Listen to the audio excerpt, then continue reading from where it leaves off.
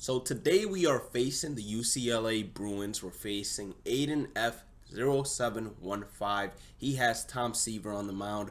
We have Adrian Gonzalez making his debut and Nolan Ryan on the mound, who I do not expect to get too many innings, especially with this new hitting update. But let's jump into the game.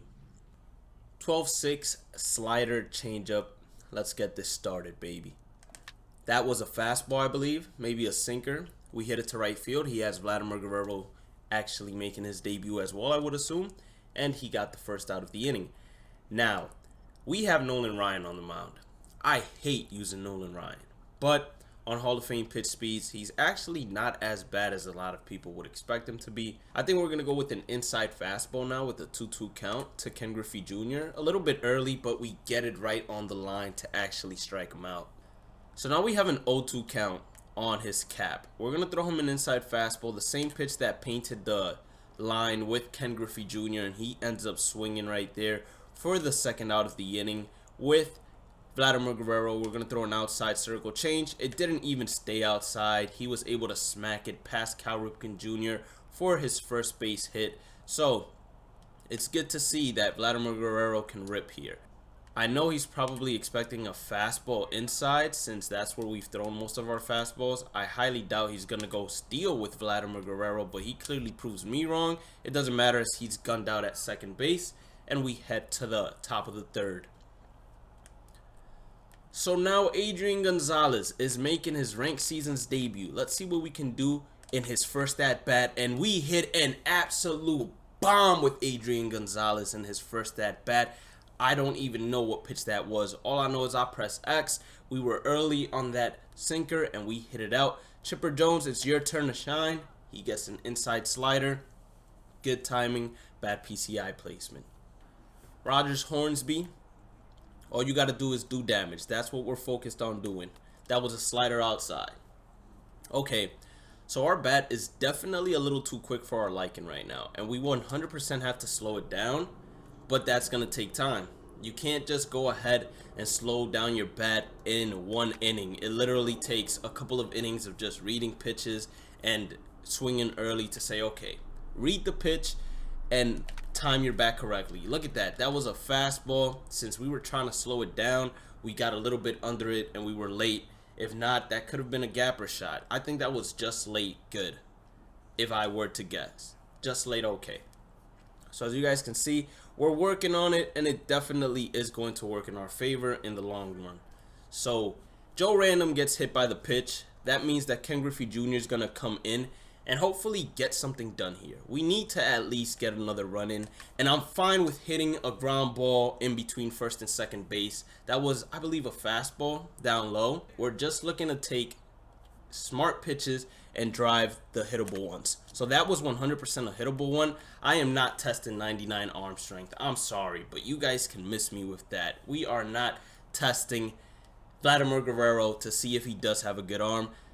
Just late squared up. He's starting everything off with a slider inside. So remember that for whenever the next hitter comes up, especially if it's a right-handed hitter versus a lefty. He might have a completely different approach, but it's important to see your opponent actually picks up in the game, because that will allow you to have an advantage almost every single time. He's about to have a full count and face Adrian Gonzalez again, someone who I know for sure he does not want to face. We can't send a runner. We can't. I'm sorry, but I'm good on that. I am not testing Vladimir Guerrero's arm.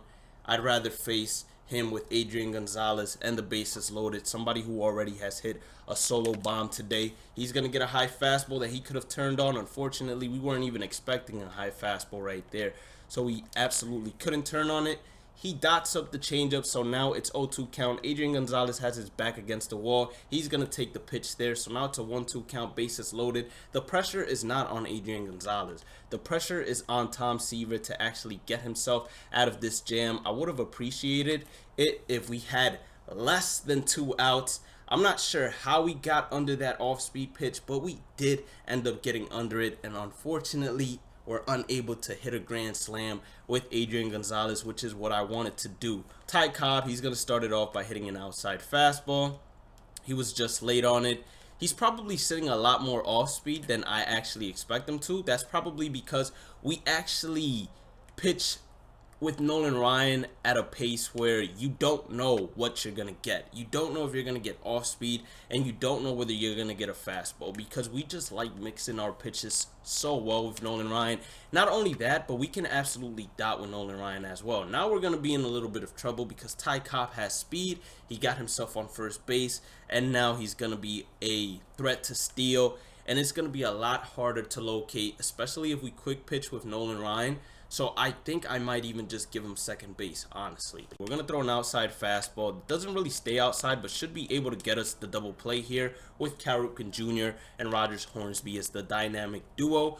And now it's time for us to go ahead and face Mike Piazza. I'm always scared to face Mike Piazza. I just feel like he is a way better hitter than what a lot of people actually dictate him to be. Just because he has a long swing doesn't mean he can't crush one out every 2 seconds, because trust me, the boy can.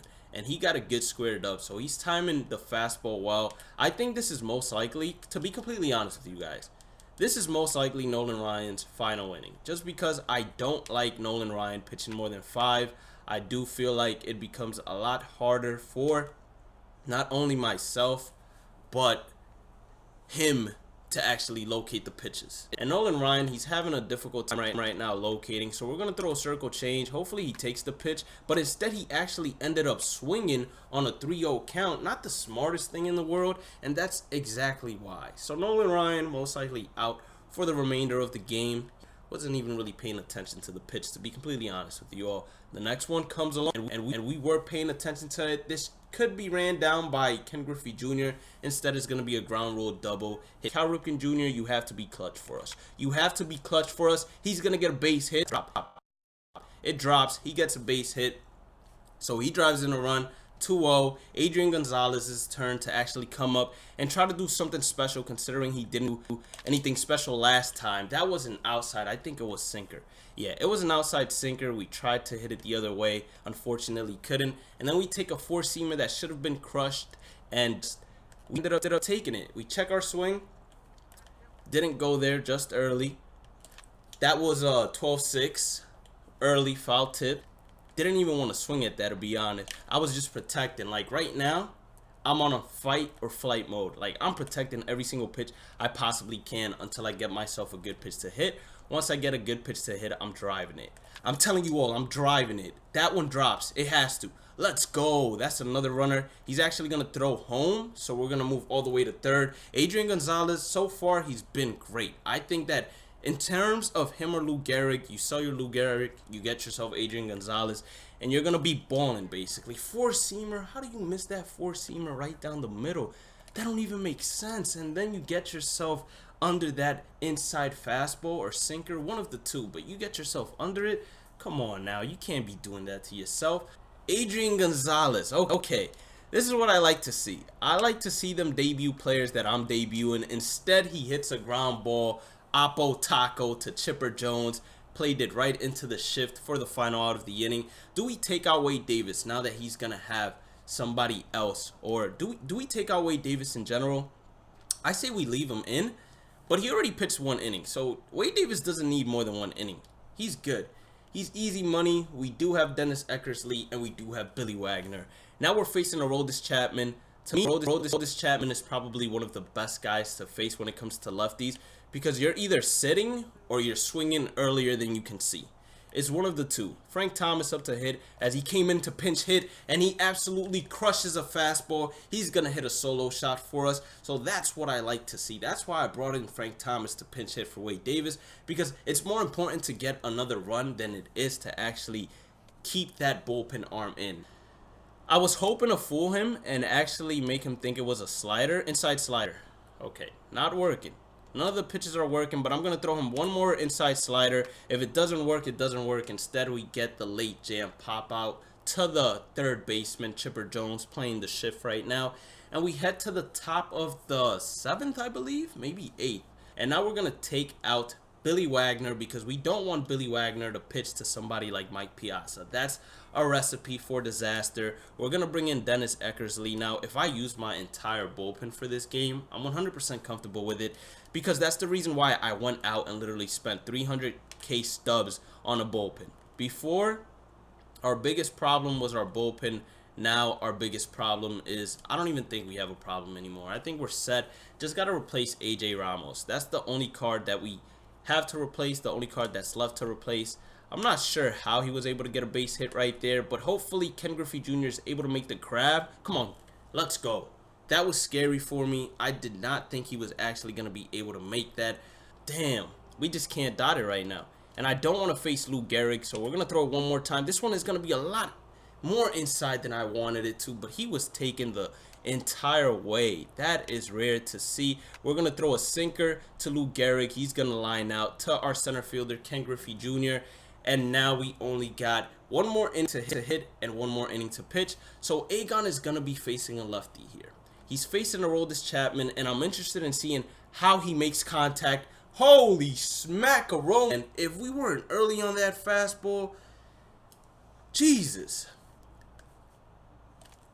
And then we missed the next one. We mixed the next one on good swing timing, and then we strike out.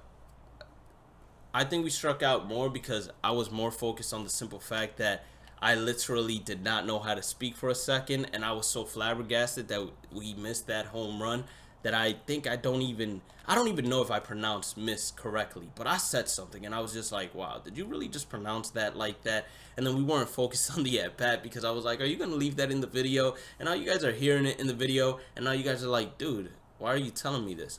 Listen, I'm just letting you know what my thought process was while it was happening. I just wanted to let you know it is not his fault for striking out. It is instead my fault for striking out. As you see, I'm talking and I'm missing easy pitches for me to crush. Knuckle curve changeup. That's all he has.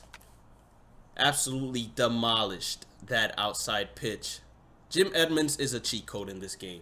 Even though that isn't a home run, he's still a cheat code in this game. We're going home. We're going home 100. Okay, that was a mistake big time. Go back. I'm telling you to go back, bro. Come on. All right. We should be in there. Let's go. Okay. Okay. I had to stay quiet because I really wanted us to go ahead and make it back to third base. Inside cutter.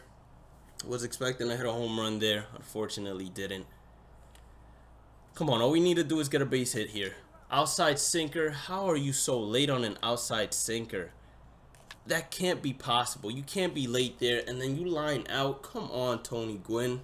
And now all we have to do is get Ty Cobb out of here, and we can call it a day and finish off Adrian Gonzalez's debut. And we're going to do exactly that. He's going to lose connection. That's fine with me. Even though I'm not going to lie, it's going to tick me off a little bit, because now we don't have a thumbnail for Adrian Gonzalez. Now we're going to have to go into extra innings and get him a thumbnail. He was 128 rating. We were 805. We won that game pretty easily, I would want to say. Now let's go ahead and check out how he actually performed in the game history. So take away that one strikeout, because that one strikeout, it was my fault, guys. It wasn't Adrian Gonzalez's fault. If I was focused up a little bit more, I would have 100% hit that out. You guys can be rest assured with that. So Adrian Gonzalez, I want to say he actually went 2 for 3, hit a solo shot, drove in a run. Great debut in my opinion. Scratch out that strikeout, scratch out that at bat, give him a 3-run home run instead, something along those lines. Anyways, I hope you all enjoyed today's video. If you did, make sure you guys hit that like button and red subscribe button. I definitely do think this Adrian Gonzalez is a problem, and I do think that he has the possibility of being better than Lou Gehrig, just because his swing looks like to be a swing that rates. If you did enjoy the video, make sure you guys hit that like button and red subscribe button. Let's aim for 10 likes on this video again, and let's aim for actually 875 subscribers. So let's go ahead and try to hit that goal. Have a blessed day and night. Follow me on all social medias at Bhlademyst, and as always, I will catch you all in the next one. Peace out.